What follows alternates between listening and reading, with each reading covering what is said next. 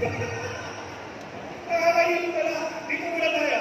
Unang-una po sa lahat, gusto ko natin sa inyo na isang mapagpalang umaga sa lahat ng kaagapay ng Distrito 1 Pro. Magandang umaga sa inyo. Mabuhay po kayo lahat. At yung mga ating mga soul coordinator na nandito, magandang mabuhay po kayo lahat. Kayo po, lahat ng mga nagagawa kung bakit nandito lahat ng ating mga kaagapay.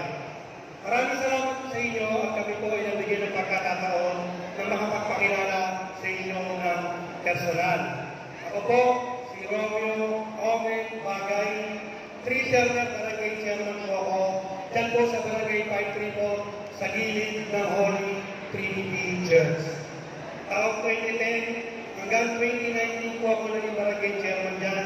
At taong 2019, at tayo po ay napagkatiwalaan ni Yormis Moreno para pamunuan ang Manila Barangay Bureau. Ang Manila Barangay Bureau, ito po ang direct office ng 896 barangay sa Bukol South ng Manila. Katulong po ang inyong lingkod sa pagpapatupad ng programa at mga alituntunin ng alkalde ng lokal na pamahalaan, even the national government, sa ating po lahat, dinadala papunta po sa lahat ng barangay sa buong lungsod ng Maynila. Kaya po, yun po yung aking naging tungkulin noong ako po'y direktor ng Manila Barangay Bureau. At kung ako'y barangay chairman naman, kung nakikita niyo po yung PCP sa gilid ng Holy Trinity Church, nakita niyo po? Nakita niyo po yung PCP doon? Yan, I'm very proud and honored to announce with you na ang inyong pong lingkod, ang nag-request doon, kasama si Padre Trinic Adobiso, para malagay yung PCP na yun doon sa aming komunidad. Kasi nung panahon ng araw, habang nagbibisay mga pare, si Baggabe, anong nangyayari sa labas? Bago yung iba. Tama ba? Pero, simula nung nailagay yung PCP na yun, hanggang ngayon sa aming lugar, naging payapa na po ang komunidad ng Soledad Street. Thank you po. Kaya po, sa paglilingkod po bilang direktor ng Manila Barangay Bureau, mismo na witness ko po noong mga panahon na yun, lalo na nung dumating yung pandemya. Nakita po natin yung panahon ng pandemya. Di ba po? Panahon ng pandemya. Pero, hindi mo ito tumigil yung mag-gobyerno ng Luzon ng Manila sa pamumuno ni Yormis Moreno de Magoso.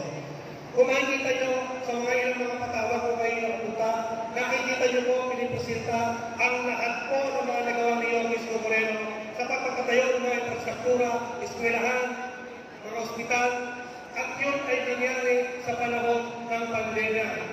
At walang nagutong sa mga Manila, tama mo ba? Dahil binigyan po tayo ng 8 buwan na ano? Food box. Binigyan po tayo ng 2 buwan na ano? Kaka, 1,000 pesos na pamilya. Kasi po, noong mga panahon na yun, ang mahigpit ang pabiling-bili niya sa akin ni Yormis Moreno.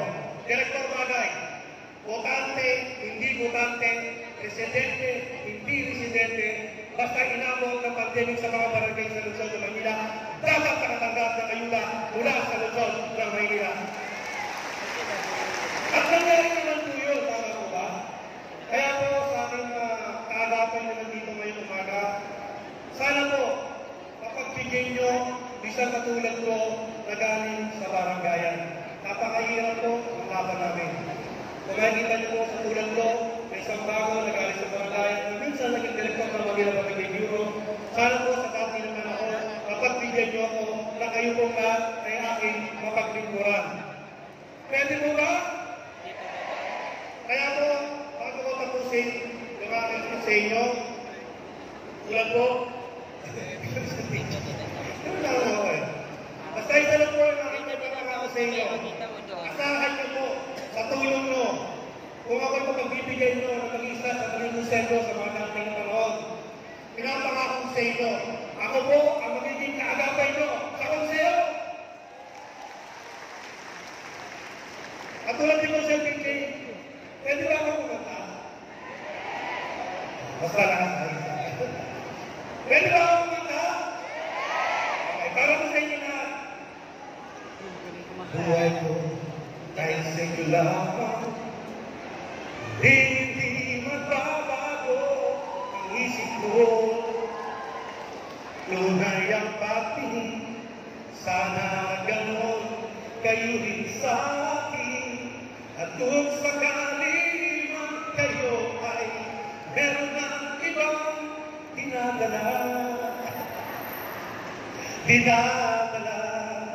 at kung sakali man sa amin ay bakante pa dekelmen, bagay naman.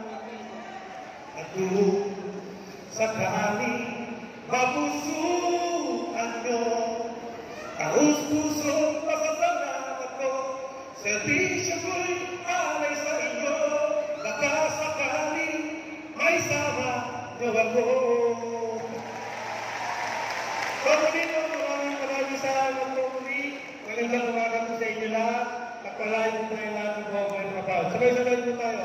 Manila!